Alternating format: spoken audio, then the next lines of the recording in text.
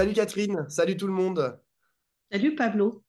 Petit débrief qu'on va vous faire maintenant quotidiennement jusqu'au 7 juillet prochain, date du deuxième tour des élections législatives, parce qu'on considère que la période est importante et qu'il va se passer beaucoup de choses politiquement parlant tous les jours. Ce petit débrief qui viendra compléter la newsletter qu'on vous envoie aussi quotidiennement et gratuitement.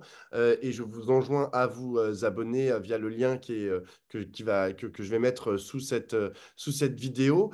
Ce premier petit débrief, il va être consacré à ce qui s'est passé ce week-end, notamment la non-investiture de certains députés sortants insoumis.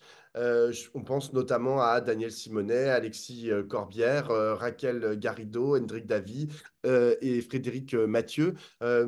Ces députés sortants insoumis ne se sont pas vus réinvestir par la France insoumise dans son contingent de circonscription qui lui était alloué par l'accord du Front populaire.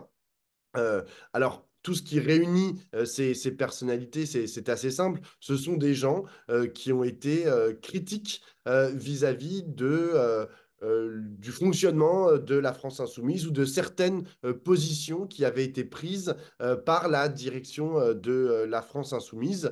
Et donc, voilà, il a été décidé que, hop, dans l'accélération de l'histoire, entre guillemets, que constituait ces élections législatives anticipées, le fait que l'accord ait dû être fait très rapidement, que les investitures aient dû être données très très rapidement. Ah ben tiens, on va en profiter pour épurer le mouvement pour tous ceux qui ne seraient pas assez, j'utilise un mot qui est souvent utilisé par Jean-Luc Mélenchon, assez disciplinés.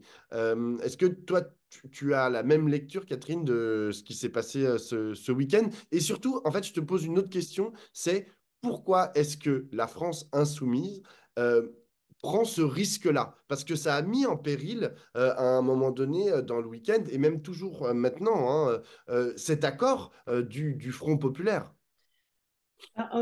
Plusieurs petites choses. La première, c'est que déjà, on voit que dans cette accélération du temps provoquée par Emmanuel Macron, en une semaine, eh bien, ça a donné à peine 4 jours au Front populaire pour se constituer, c'est-à-dire se répartir les circonscriptions, se mettre d'accord sur un programme et ensuite désigner les candidats. Et que donc, ça a donné un poids considérable aux appareils. Hein, et donc, c'est quand même au titre des problèmes démocratiques que cela pose, c'est que là, il y a toute puissance aux appareils hyper centralisés des partis. Ça, c'est la première chose. La deuxième chose, c'est que je ne crois pas que ça mette en péril l'accord du Front populaire, parce que c'est une puissance et un enjeu considérable. C'est-à-dire que tout le monde comprend bien que là, franchement, c'est un trou de souris. Hein. Il va falloir passer parce que c'est pas un accident le vote pour le Rassemblement national. Les gens n'ont pas voté le Rassemblement national à l'insu de leur plein gré et ils ne vont pas remettre en cause leur vote parce que Jordan Bardella décide de ne pas revenir sur la réforme des retraites. C'est-à-dire que c'est mort. Je ne dis pas que, on fera d'autres discussions sur le sens du vote Rassemblement national, mais enfin, ce que je veux dire, c'est que il faut absolument se rassembler et absolument beaucoup d'énergie pour aller chercher les abstentionnistes, puisque beaucoup n'ont pas voté et ne voteront pas parce qu'ils savent pas, parce qu'ils se disent de toute façon, ils sont tellement déçus que ils laissent faire les choses. Peut-être que finalement, le Rassemblement national, ça apportera du bien. Il a été tellement dédiabolisé, ce Rassemblement national. Bref, je pense que vraiment, il y a une poussée pour que tout le monde se rassemble, s'allie, que tout ça ne viendra pas le compromettre et enfin, le remettre en cause. En revanche, je suis d'accord avec toi que c'est un méchant coup de griffe. C'est un méchant coup de griffe, en fait, pour la LFI. C'est-à-dire que déjà, l'image de la LFI n'était pas top, top, top, quand même, il faut bien se le dire. Si le Parti socialiste avec Place publique et Raphaël Glucksmann, son leader, ont fait le résultat qu'ils ont fait en l'élection européenne, c'est pas simplement parce que d'un seul coup, ils auraient retrouvé une position, un programme, qu'ils auraient eu un discours tellement, tellement convaincant. C'est aussi parce que des gens cherchent une solution pour voter à gauche qui ne soit pas la France insoumise. Et je pense que déjà, il y a un bilan à faire des 2 ans de 2022 jusqu'à maintenant, durant lesquels la France insoumise a exercé son magistère, sa domination, et qui ne lui a pas été favorable en termes d'image. C'est totalement désolant, mais enfin, aujourd'hui, la France insoumise apparaît aux yeux des Français comme plus dangereuse pour la démocratie que le Rassemblement national. Et là, bah, ils viennent de conforter tous ceux qui pensent que ça ne va pas du tout, que la France insoumise n'est pas démocratique. En n'investissant pas 5 candidats de leur parti qui sont très bien identifiés par les Français, par les militants de gauche, comme des personnalités à la fois historiques de la France insoumise et critiques du fonctionnement de leur parti, de la gestion de Adrien Quatennens, de la mansuétude dont il a bénéficié, du fait que la France insoumise ait refusé de critiquer les attaques, de qualifier les attaques du Hamas comme terroristes, d'avoir flirté avec une ambiguïté sur l'antisémitisme, etc., etc. Tout un tas de questions assez fondamentales qui n'ont pas pu discuter en interne puisqu'il n'y a pas de lieu de discussion en interne. Ces gens-là, quand même, se sont exprimés pour marquer leur désaccord, qui n'ont pas accepté aussi le caractère bordéliseur de la France insoumise à l'Assemblée nationale et la violence des rapports avec les partenaires. Pour toutes ces raisons, ils ont été sanctionnés. C'est une purge politique que personne n'a pris autrement. C'est-à-dire tout le monde sait que c'est de ça dont il s'agit. Donc déjà que la France insoumise, elle apparaît comme pas super démocratique, là on voit qu'elle le met en application. Donc ça fragilise la France insoumise en premier lieu, mais malheureusement ça fragilise le Front populaire, parce que les élus de la France insoumise qui pourraient en subir les conséquences, par un moindre report, par exemple, au second tour, mais ce sera des députés qui vont manquer à la fin pour faire la majorité à l'Assemblée nationale.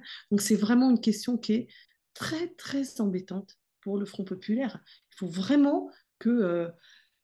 je ne sais pas ce qu'on peut faire parce qu'en fait, maintenant, c'est trop tard. Ils ont maintenu leur candidature contre eux. Bon, je pense que, moi, à mon avis, Corbière, Garrido, Simonet et Henrik Davy vont être réélus parce que leur ancrage local est suffisamment fort et qu'ils ont le soutien des autres partis du Front populaire. Mais enfin, la France insoumise s'abîme, mais profondément dans cette affaire. D'ailleurs, les militants des groupes locaux et même quelques intellos à l'Institut de la Poésie s'en émeuvent. Ils ont même fait un courrier pour s'en émouvoir en interne. Mm. À l'Institut La Boétie. Mais moi, je veux juste terminer ce mini débrief sur le fait que effectivement, il y a une volonté très claire de construire ou de consolider en fait la ligne, parce que c'est très important pour les insoumis, c'est suivre la ligne. Et donc, ils veulent consolider la ligne de la France insoumise en épurant. Et donc, lorsque j'ai eu quelques militants voilà, purs et durs de la France insoumise, ils m'ont dit, mais oui, mais tu comprends, Alexis, Raquel, Daniel et compagnie, ils étaient plus sur la ligne, ils se sont écartés, voire carrément, ils sont devenus de droite. Bon, je ne comprends pas très bien en quoi ils sont devenus de droite et en quoi ils sont moins insoumis Ça que... fait rire. Oui, Sur Daniel Simonet, pour qui connaît Daniel Simonet ou Raquel? Waouh! La écoute, droite, ça ils ont commence l'impression pas que loin. ouais, non, mais c'est assez ridicule, mais ce sont les arguments qui sont tenus et tu comprends, Je les connais. horreur suprême, ils ont dîné avec un milliardaire, c'est ce qu'a dit l'Express. Alors tout d'un coup, genre la parole des Si journalistes, l'Express l'a dit, parole des alors ça gens. doit être vrai. Exactement. Donc, ce que je veux dire, c'est que ça, c'est contrecarré quand je leur dis, bah oui, mais vous voyez bien, vous virez des importantes personnalités qui représentent aussi des façons de penser la France insoumise particulière. Si vous les virez, il me dit, ah oui, mais non. Parce qu'on ne fait pas qu'épurer, parce qu'on agrège aussi, on a des nouvelles personnalités qui viennent rejoindre le mouvement. Et là, de citer à la fois Céline Verzelletti, qui est secrétaire confédérale de la CGT, qui est investie contre, à la place, enfin, et du coup, contre Daniel Simonet à Paris, ou Raphaël Kempf, l'avocat, ou Amal Bentoussi, qui mène son combat, un combat important contre les violences policières. Exi-Corbière, les deux derniers n'étant pas contre des candidats sortants, hein. Donc c'est un peu différent, hein. Céline Verzelletti, ce qu'elle a fait, j'avoue que je ne comprends toujours pas en fait comment on peut accepter d'être investi contre Daniel Simonet, Alexis Corbière ou Surtout que comme quelqu'un. elle est une secrétaire confédérale de la CGT, elle est totalement au courant de ce que c'est que les batailles intérieures et que donc elle a décidé d'être d'un côté pour éliminer Daniel Simonet. C'est-à-dire qu'elle n'est pas naïve, c'est ça que je veux dire. C'est que Ouais. Verzelletti, c'est pas une gamine de 25 ans qui comprend rien et qui trouve que la France insoumise, c'est trop de la balle. C'est, voilà, elle est une femme d'expérience et elle prête son nom acquis à la CGT à cette opération, c'est très dommage. Voilà. Et moi, ce que je veux dire sur cet agrégat nouveau, ou cette volonté, en fait, de créer une dynamique avec des personnalités qui rentrent à la France insoumise, c'est est-ce qu'ils vont véritablement réussir? Est-ce que, par exemple, Raphaël Kempf ou Amal Bentoussi vont réussir à conserver leur indépendance de pensée, leur façon d'envisager la politique et leur Oui, rapport au monde oui. à l'intérieur de la France insoumise? Et s'ils deviennent, en fait, comme les 75 députés qui ont été élus en 2022, c'est-à-dire globalement, genre, on se met derrière le chef et puis, genre, il n'y a pas une tête il n'y a pas un poil de cheveux qui dépasse et ils disent tous la même chose, bon, bah, ce sera un échec, en fait, que de les avoir faire rentrer dans ce mouvement. Mais moi, j'ai toujours bon espoir que par la base aussi, hein, parce que comme tu l'as dit tout à l'heure, ça gueule hein, aussi à la France insoumise. Et ça gueule de plus en plus, hein. Ils sont là, j'en ai merci. C'est quoi le comité directeur de la France insoumise qui est en fait de toute façon piloté par toujours les mêmes personnes? Ça va, quoi. Genre, donc, j'ai bon espoir que ce mouvement, comme les autres, réussisse aussi à se révolutionner. En fait, réussissent enfin aussi à évoluer dans le bon sens. Il n'y a pas que la France qui doit évoluer dans le bon sens, il y a aussi la France insoumise. Mais pour l'un comme pour l'autre, moi, j'ai assez bon espoir. Et de toute façon, il va falloir faire une campagne là, parce que si le Front populaire ne gagne pas le 8 juillet, enfin le 7 juillet, je rappelle que c'est les fachos qui prendront le pouvoir. Moi, je suis d'accord avec toi, Pablo, que par exemple, la France insoumise a le nez pour voir les mouvements et pour se rapprocher d'acteurs de ces mouvements dans la société. Donc, je suis d'accord qu'elle a ces qualités-là, mais ce que tout le monde sait désormais, c'est que la conception politique de la France insoumise, c'est celle de la discipline. C'est-à-dire qu'en fait, il faut être loyal et discipliné. C'est-à-dire quand on est indiscipliné, c'est-à-dire insoumis, hein, euh, on est déloyal. C'est-à-dire le fait d'exprimer son point de vue est déloyal, Mm. sachant qu'il n'y a pas de lieu interne pour exprimer son point de vue par ailleurs. Donc ce que je veux dire, c'est que le problème, il ne suffit pas de dire ouais, on n'est pas content, c'est qu'il faut comprendre sur quelle pensée politique se constitue la France insoumise, et en fait, c'est sur une pensée de le groupe soudé qui va conduire la révolution, entre guillemets, citoyenne. Mm. Ben non, il n'y a pas de révolution citoyenne par un groupe soudé. La révolution citoyenne, elle ne peut advenir que si tous les citoyens s'épanouissent en tant que citoyens, c'est-à-dire en tant qu'individus libres de penser et d'agir.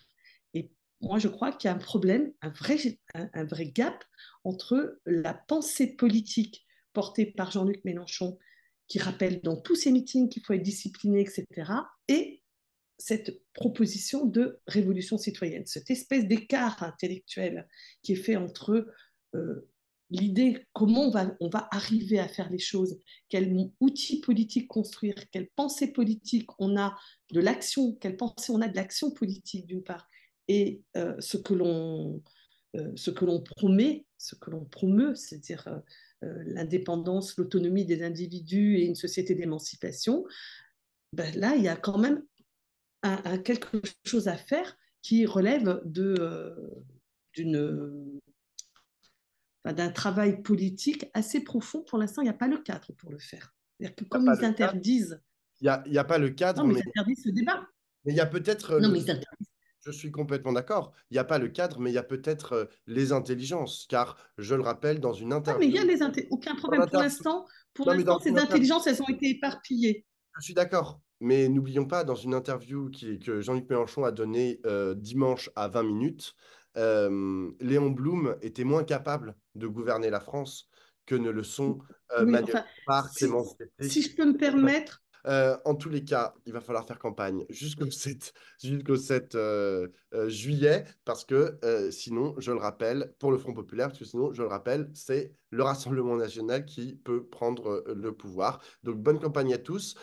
Et surtout, on se retrouve demain pour un nouveau mini débrief. Ciao, ciao! salut.